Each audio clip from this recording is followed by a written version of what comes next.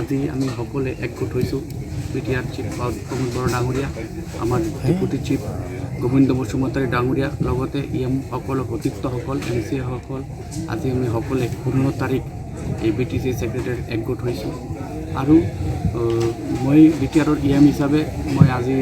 আপোনাৰ সংবাদ মাধ্যমৰ জৰিয়তে ক'ব বিচাৰিছোঁ যে প্ৰত্যেক নিজা নিজা ডিপাৰ্টমেণ্টৰ দায়িত্ব লৈছে বিটিআৰখন আগবঢ়াই লৈ যাবৰ কাৰণে চৰকাৰৰ কাম কাজ কৰিবৰ কাৰণে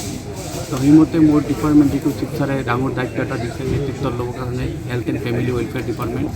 এই হেল্থ এণ্ড ফেমিলি ৱেলফেয়াৰ ডিপাৰ্টমেণ্টত বহুত প্ৰব্লেম আছে এতিয়াও ৰাজ্যত ক'ৰবাত কিন্তু আমাৰ প্ৰমোদ বড়ো চিফে ডাঙৰীয়া তেখেত বাৰম্বাৰ কৈ আহিছে যে নতুন চৰকাৰ হোৱাৰ লগে লগে মানুহ হেঁচা মাৰি ধৰে কিয় হোৱা নাই তো প্ৰিভিয়াছ যিটো আগৰ চৰকাৰ আছিল 17টা বছৰ আছিলে চৰকাৰে আৰু আমি চৰকাৰ দায়িত্ব লৈ এটা বছৰহে হৈছে তো এটা বছৰত আপোনালোকে ভালদৰে গম পায় যে সকলো কাম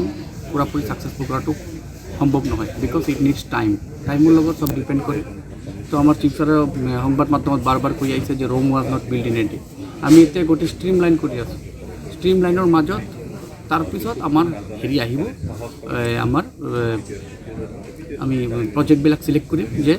কেনেকুৱা কোন পদ্ধতি ছিষ্টেমত পেলাই আমি ডিপাৰ্টমেণ্টবিলাক আগবঢ়াই লৈ যাব পাৰিম because earlier there is no any system আজি প্ৰত্যেক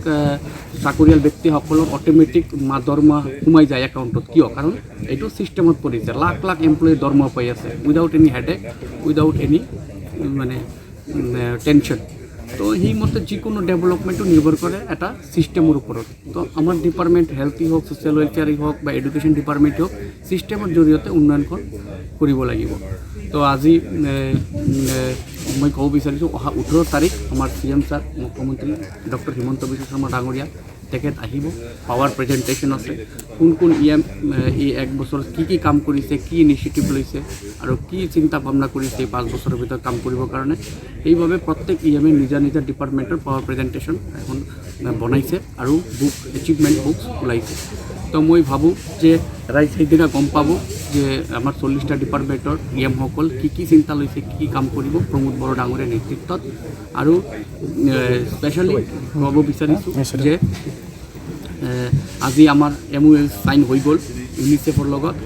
স্পেচিয়েলি এডুকেশ্যন আৰু হেল্থ ডিপাৰ্টমেণ্টটোৰ দায়িত্ব লৈছে বহুত এমপ্লয়ী এমপ্লয়ী 50 লাখ এমপ্লয়ী ইয়াতে এংগেজ হ'ব ইনভলভমেণ্ট হ'ব আৰু বহুত নিজকে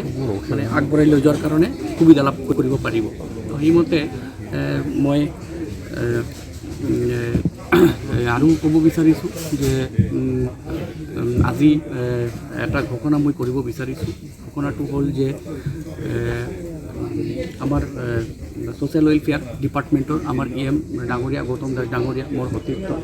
তেখেতক খুব ভালদৰে ছ'চিয়েল ৱেলফেয়াৰ ডিপাৰ্টমেণ্টটো চলাই আছে তো আমি চিন্তা লৈছোঁ আমাৰ BTR চৰকাৰ প্ৰমোদ বড়ো ডাঙৰীয়াৰ সিদ্ধান্তত আৰু নেতৃত্বত চিন্তা লৈছে যে যেহেতু বৰ্ষপূৰ্তি জন্মদিন ক'ব পাৰোঁ তো আমাৰ যেতিয়া জন্মদিন হয় তেতিয়া আমি ধুনীয়া ধনী মানুহ হওক বা ষ্টেটাছ থকা বা প্লেটফৰ্ম থকা মানুহসকলৰ ব্যক্তিসকলৰ লগত আমি ৰেষ্টুৰেণ্টত বহি বিৰিয়ানী খাওঁ পোলাও খাওঁ কিবা কিবি খাওঁ তো আমি চেলিব্ৰেশ্যন কৰোঁ তো আমি এটা ইউনিক চিন্তা লৈছোঁ যে আমাৰ এইটোও জন্মদিন এই চৰকাৰৰ জন্মদিন এক বছৰ পৰিপূৰ্ণ হ'ল সেইমতে আমাৰ যিমান বিকলাংগ ভাইসকল আছে দাদাসকল আছে বাইদেউসকল আছে সকলোকে লৈ পেলাই আমি এই চৰকাৰৰ যিটো এক বছৰীয়া চেলিব্ৰেশ্যন আজিৰ দিনতে 15 তাৰিখ 2020 অভাৰটেকিং হৈছিলে চৰকাৰ হৈছিলে তো সেইমতে আজি সকলো বিকলাংগ শ্ৰদ্ধাৰ বাইদেউসকল দাদাসকলক মাতি আনি আমাৰ চিফ ছাৰে আৰু আমাৰ সতীৰ্থ গৌতম দাস ডাঙৰীয়া আৰু মই একলগত বহি তেখেতসকলৰ লগত লাঞ্চ কৰিম যে